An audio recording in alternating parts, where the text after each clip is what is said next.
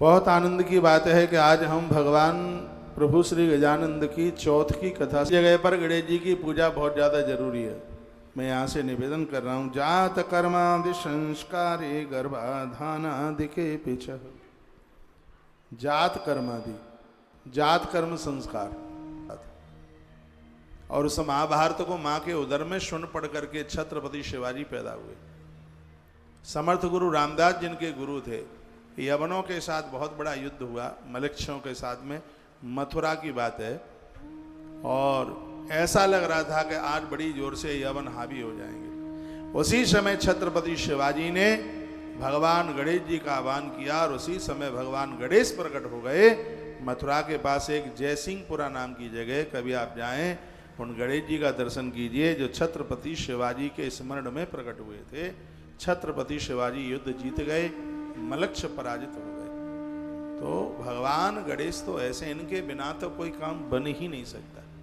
और गणेश अनादि हैं। पार्वती और महादेव का विवाह होता है मंडप में, गुरुदेव बृहस्पति जी महाराज गणेश जी का पूजन कराते हैं। तो इसका मतलब है कि पार्वती मैया के यहाँ गणेश प्रकट हुए, भगवान गणेश तो उससे भी पहले के हैं। अनादि काल से भगवान गणेश हैं। और यहाँ तक वर्णन किया गया, शिव पुराण में वर्णन है कि जिस समय त्रिपुरा दहन भगवान महादेव करने के लिए जा रहे थे और इन राक्षसों को मारने के लिए जा रहे थे, तब भगवान महादेव ने भी गणेश जी का स्मरण करके अपनी प्रतिष्ठा चढ़ाई। गणेश जल तत्व के देवता हैं, जो गणेश जी की पूजा करेंगे पानी में डूबकर उनकी मृत्यु नहीं होगी, जल संबंधित उनको रोग नहीं होंगे। मेरी बात मान लो, इसमें हमारा कोई स्वार्थ नहीं है, आप ठीक से आनंद में रहें, इसलिए आपको हम सुना रहे हैं। 1 साल तक यदि किसी ने गणेश चौथ की कथा कर ली है, उसको आनंद हो जाएगा, किसी भी चीज की कोई कमी नहीं रहेगी। गणेश चतुर्थी की इतनी बड़ी महिमा है अपने आप में। और वहीं मैं यहाँ से निवेदन कर रहा हूँ, बस आप सुनते जाइए। तो का यात्रायाम च बाणी दौ युद्धे देवार्चने सुवे। देवताओं का अर्चन करते हैं तो सबसे पहले गणेश जी को फूल चढ़ाइए। आप शिवालय में भगवान महादेव को पूजा करते हैं तो सबसे पहले जल गणेश के ऊपर चढ़ाया जाता है, उसके बाद महादेव की पिंडी पर, उसके बाद कार्तिकेय को, उसके बाद माँ जी को, और उसके तत्पश्चात फिर वो जल है सबके बाद में नंदीश्वर को वो जल चढ़ाया जाता है। उसके तत्पश्चात फिर पहले जल से स्टार्टिंग है, फिर आप दूध वगैरह चढ़ाते हैं तो फिर गणेश जी, फिर भगवान महादेव की पिंडी पर, फिर गणेश, कार्तिकेय, माँ जी, उसके बाद में श्री नंदी। ये पूजा का एक क्रम है। जब पूजा आप आरंभ करते हैं तो सबसे पहले आह्वान भगवान गजानंद का ही होता है। लिखा भी है इसमें, देवार्चने शुभे, देवताओं का अर्चन करने में सबसे पहले यदि भगवान गणेश का नाम लिया जाएगा, शंकर जी कष्ट नहीं आने देंगे। आदमी सुरक्षित कहाँ है, रात को सोता है तो छाती के ऊपर पंखा घूम रहा है, कब टूट जाए, कब गिर जाए, कब प्राण चले जाए पता नहीं है।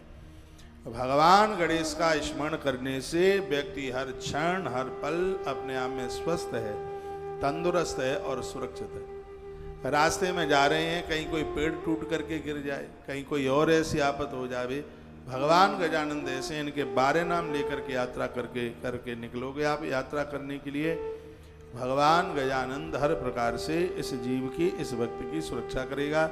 ऐसा गणेश पुराण में वर्णन है। मेरे सामने गणेश पुराण रखा है, इसका दर्शन कर लीजिए। जितनी भी बातें हैं वो इसी ग्रंथ से कही जा रही हैं। चौथ व्रत की महिमा जितना गणेश पुराण में और कहाँ मिलेगी।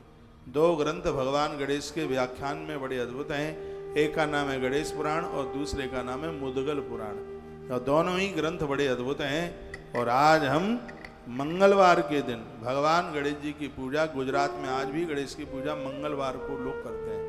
मंगलवार को भी गणेश जी की पूजा बहुत प्रभावशाली है, बुधवार को तो है ही, लेकिन मंगलवार को भी भगवान गणेश को बहुत पूजित, बहुत बड़ी, जैसे अमावस्या सोमवार को पड़ जावे तो उस अमावस्या की बड़ी महिमा है, उसी प्रकार से मंगलवार को यदि चौथ पड़ जाए तो अंगारक चौथ हो जाती है, सभी पापों को जला करके खत्म कर देती है वह चतुर्थी। तो आज भगवत कृपा से मंगलवार है। तारीख कितनी हो गई है? 21 मई हो गई है। और सीधाम वृंदावन में बैठकर हमें भगवान गजानंद की कथा सुनने का सौभाग्य प्राप्त हो रहा है। आप बोर तो नहीं हो रहे हैं? इस कथा को आप सुन लीजिए, बहुत आनंद हो जाएगा। कौन सुनाएगा इन कथाओं को आपको? खूब टीवी पर कथा आती हैं, आलोचना नहीं है, मैं तो सभी पूज्य वक्ताओं के चरणों में बड़ी प्रार्थना करता हूँ। और खूब अच्छी अच्छी भागवत कथा सुना रहे हैं, राम कथा सुना रहे हैं, शिव पुराण सुना रहे हैं, लेकिन भगवान ने हमारे ऊपर कृपा कर दी है, कह दिया जो कोई नहीं सुना रहा है बेटा वो तू सुनाता रहे, तो वो फिर हम सुनाने में लगे हुए। कल पूर्णिमा की कथा कितनी अद्भुत थी, आनंद आ गया। परसों भरत हरि शतक की कथा हो कमाल हो गया।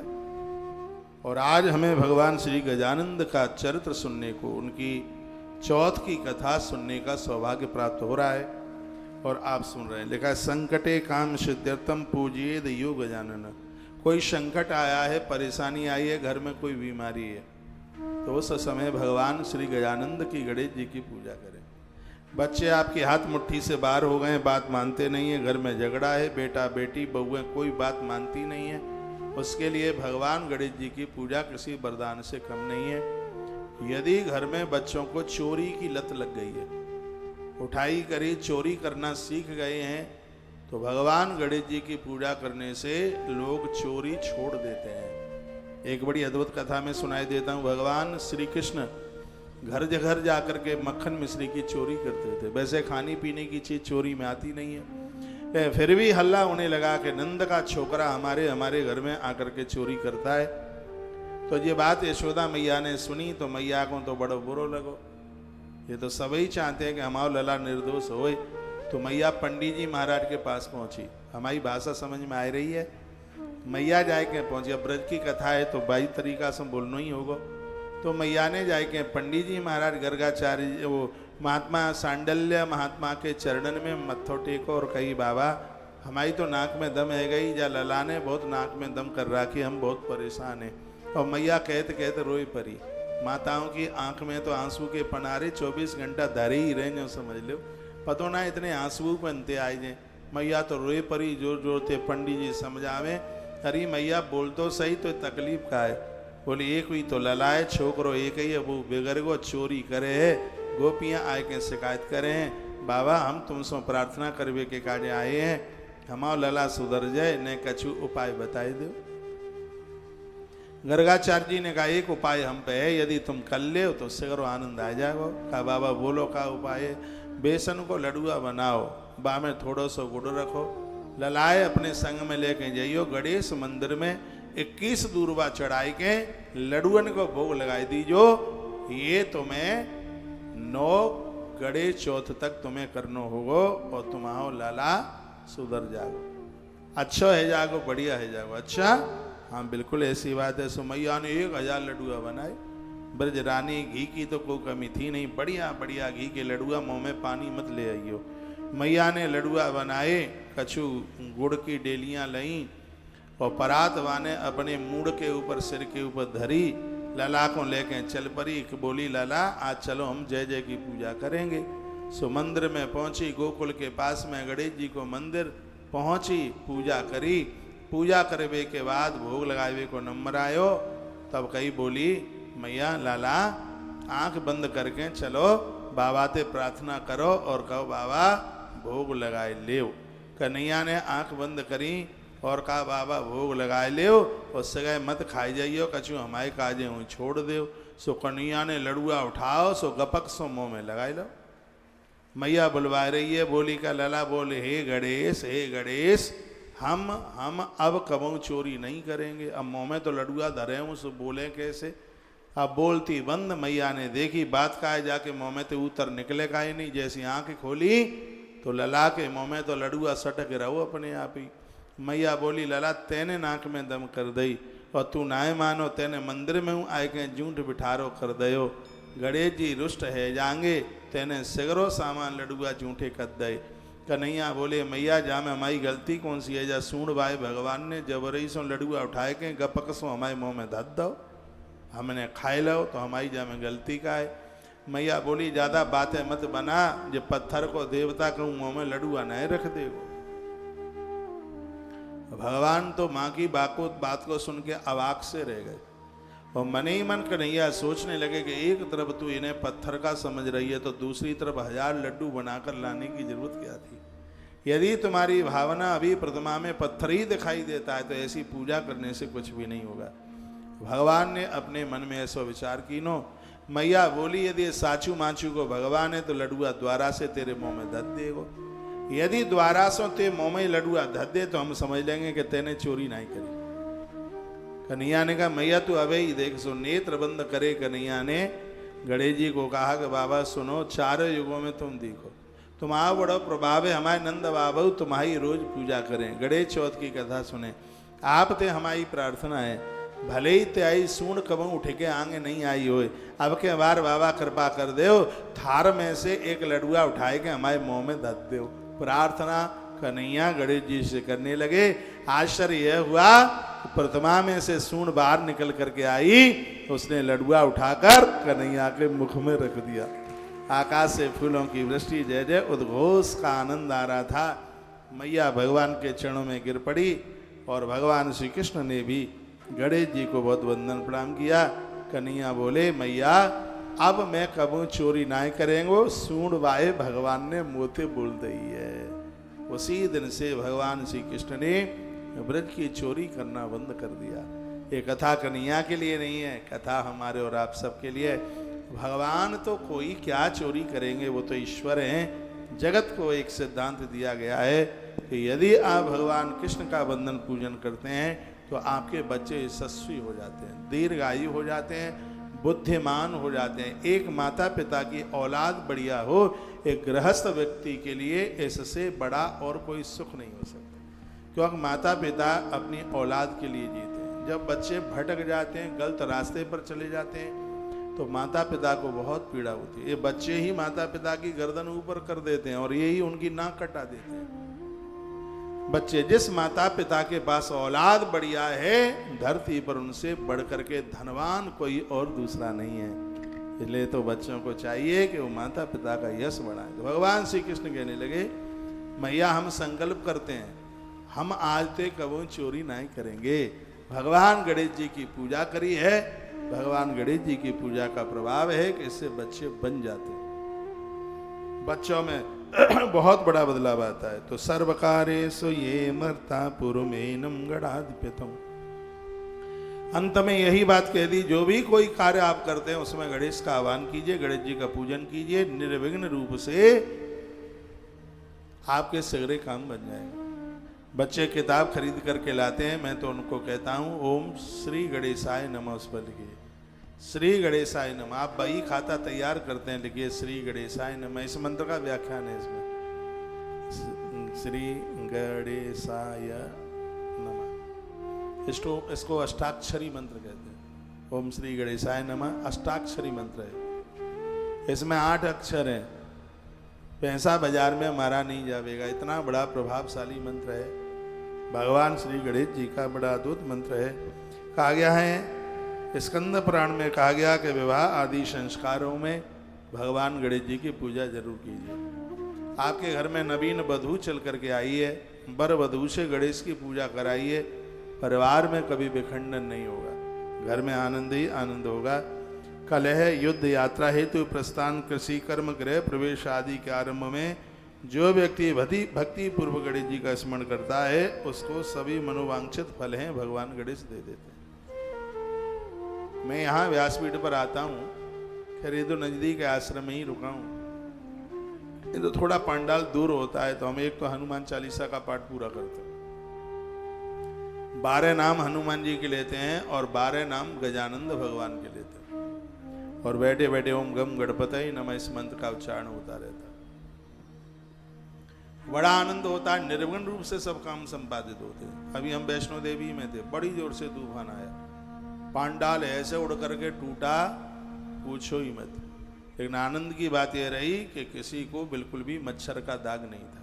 मैं तो वहीं था, व्यासपीठ पर ही था जिस समय पांडाल धड़ाम से टूटा, और ऐसे आ रहा था, ऐसे जैसे कोई रिश्तेदार चल के आ रहा हो। पांडाल ऐसे आ रहा है, बिल्कुल यूं यूं यूं ऐसे। 10 मिनट पहले हमने भक्तों को बोला था कि मामला गड़बड़ है, सब पंडाल से बाहर हो जाओ, तो सगरे पंडाल के बाहर चले गए। हम और एक आध बच्चा और वहां पर गुरुकुल का रुका हुआ था, मंच पर थे, मैं तो व्यासपीठ पर ही था। लेकिन उस समय मुझे लगा कि आज हमको भगवान गणपति ने बचा लिया, क्योंकि जब हम निकलते हैं तो भगवान गजानंद का नाम बड़ी श्रद्धा के साथ में लेकर के चलते हैं। ये बात हमारे लिए नहीं, बात आप सबके लिए। मैं उन 12 नामों की चर्चा आज आपके बीच में करूंगा जिसको गणेश पुराण में उन 12 नामों के महत्व का वर्णन किया गया है, वो अभी आप सुनेंगे। तो संस्कार के समय पर युद्ध यात्रा हेतु प्रस्थान करते समय कृषि कर्म, कृषि कार्य, खेत में बीज आदि बोते हैं, फसल काटते हैं, खिलान बनाते हैं, उस समय भगवान गणेश का आह्वान होना चाहिए। गृह प्रवेश के समय पर तो भगवान गणेश की पूजा जरूर होनी चाहिए। जो व्यक्ति भक्ति पूर्वक गणेश जी का स्मरण करता है उसके सभी मनोवांछित फल भगवान गणेश जी सिद्ध कर देते। ऐसी कोई चीज नहीं है जो भगवान गणेश न दे पाए। गणेश जी को सुपारी, पान का पत्ता, लौंग, इलायची के साथ बहुत प्रिय है। गणेश जी के ऊपर पान के पत्ते पर शहद, जिसे विशेष अर्घ कहते हैं, भगवान गणपति को चढ़ाने की उसकी बड़ी महिमा है। इसलिए वो सूरदास जी ने आरती बनाई है, उसमें लिखा है कि पान चढ़े, फूल चढ़े और चढ़े मेवा, लड्डुअन के भोग लागे, संत करें सेवा। जय गणेश जय गणेश जय गणेश देवा। माता जाकी पार्वती पिता महादेवा। जय गणेश जय गणेश जय गणेश देवा। माता जाकी पार्वती पिता महादेवा। पूरी दुनिया की तो मैं क्या कहूँ, जो मेरी व्यासपीठ के फॉलो करने वाले हैं, मेरी व्यासपीठ के भक्त हैं, उनको मैं कहना चाहूँगा, गणेश चौथ का आप व्रत करते हैं तो इसे चतुर्थी का व्रत तभी पूरा होता है जब आप गणेश जी के नाम की एक माला आप जपते हैं, ओम गम गणपतये नमः। और यह मंत्र आप अपने मन से नहीं जप सकते, इस मंत्र को पहले गुरु मुख से सुनिए। कोई भी मंत्र है उसको पहले गुरु के मुख से सुना जाता है, तभी उसके जपने का अधिकार मिलता है। नहीं तो समझ लीजिएगा कि उस मंत्र का कोई भी प्रभाव नहीं है। गड़बड़ी और बिना जानकारी के दवाई लोगे तो दवाई इन्फेक्शन भी पैदा कर सकती है, दवाई और भी दिक्कत पैदा कर सकती है। उसी प्रकार से मंत्र विज्ञान है। अनभिज्ञता में यदि इन मंत्रों को जपोगे तो सब उल्टा पुल्टा हो जाएगा। आज मंत्रों के साथ बड़ी खिलवाड़ हो रही है। किताबों में तो मंत्र मिल ही जाते हैं, ना कोई विधि है, ना जप करने की कोई आरंभता, कुछ भी नहीं है। इसलिए किसी जानकार गुरुजनों के चरणों में बैठकर उस मंत्र के बारे में आप समझें। एक मंत्र है श्रीमद् भागवत जी में, उसका नाम है नारायण कवच का मंत्र है, ओम विष्णवे नमः। कथा आती है वृत्रासुर ने वज्र के सहित इंद्र को निगल लिया था अपने पेट में, लेकिन उस मंत्र के महात्म्य में लिखा हुआ है कि यदि कोई नारायण कवच के मंत्र का जप करता है, यदि काल के पेट में भी चला गया होगा तो जिंदा बाहर आ जाएगा। और ऐसा ही हुआ, वृत्रासुर के पेट में चले गए देवराज इंद्र, और वहीं उन्होंने ओम विष्णवे नमः इस नारायण कवच के मंत्र का उन्होंने उच्चारण किया, पेट फट गया वृत्रासुर का और देवराज इंद्र बाहर निकल करके आ गए। ये मंत्रों का विज्ञान बड़ा अद्भुत है। हनुमान जी नित्य जप करते हैं, राम जी को अपने बंधन में कर लिया। सुमिर पवन सुत पावन नामू, अपने वसकर राखे राम। मंत्र के प्रभाव से हनुमान जी ने राम जी को अपने वश में कर लिया। यदि आप कोई न कोई मंत्र नहीं जपते हैं, आप अपनी जिंदगी के साथ बहुत बड़ा अपराध कर रहे हैं। भगवान के नाम का नित्य जप कीजिएगा, माला पर बैठ करके करें। तो यदि उतना टाइम नहीं है तो चलते फिरते आप उन भगवत नाम का उच्चारण करें। हर हाल में, हर स्थिति में 2 अक्षर हैं, हरि हरत पापानी। ये दोनों नाम ऐसे हैं जो पापों का हरण कर डालते हैं। तो जब तक दिए में तेल रहता है, जोत जलती रहती है, जब तक भजन रूपी तेल हमारे हृदय में रहता है, तब तक पुण्यों की जोत जलती रहती है। जब तक पुण्यों की जोत जलती रहेगी, किसी भी प्रकार का दुख नजदीक आ नहीं सकता। आप जानते हैं पांडवों को 12 वर्ष का वनवास, 13 साल का ज्ञातवास क्यों मिल गया? क्यों ये ऐसा हो गया? राजसूय यज्ञ से तो पहले हुआ नहीं। इतना बड़ा यज्ञ करने के बाद और तत्काल उनको वन में जाना पड़ा, ऐसा क्यों? पांडवों से अपराध हो गया। क्या अपराध हुआ था पांडवों से? पांडवों से अपराध हुआ, धर्मराज दुष्टन ने अपनी पत्नी द्रौपदी को जुए के दाव पर रख दिया। पुण्य उसी समय क्षीण हो गए थे, पुण्य खत्म हो गए। वहां देवी भागवत में एक बात कही गई है, जब तक व्यक्ति के पास पुण्य रहते हैं तब तक उसके पास किसी भी प्रकार की कोई तकलीफ आती ही नहीं है, उसको किसी भी प्रकार का कोई कष्ट आता ही नहीं है। देवी भागवत में वर्णन है, जितनी भी बीमारियां हमको घेरती हैं हमारे किए गए कर्मों का परिणाम है वो, और क्या है। घर में गलत बच्चे जन्म ले लेते हैं, किए गए कर्मों का वो परिणाम है वो। हम दूसरों को दोष देते हैं, ये ऐसा है वो वैसा है। पति ठीक नहीं मिला है, किए गए कर्मों का परिणाम है। पत्नी ठीक नहीं मिली है, किए गए कर्मों का परिणाम है। सास ससुर ठीक नहीं मिले या बहू ठीक नहीं मिली, ये किए गए कर्मों का ही परिणाम है। कर्म हमारा अच्छा कुल के पाप को धोता है, इसलिए हमें अच्छे कर्म करने की आवश्यकता होती है। उसी के लिए शास्त्र हमें प्रेरित करते हैं। हम देखिए, जो लोग संस्कृत पढ़ते हैं उनके नाम के आगे शास्त्रीय शब्द लगता है। ये शास्त्रीय शब्द सिर्फ डिग्री लेने से ही नहीं है।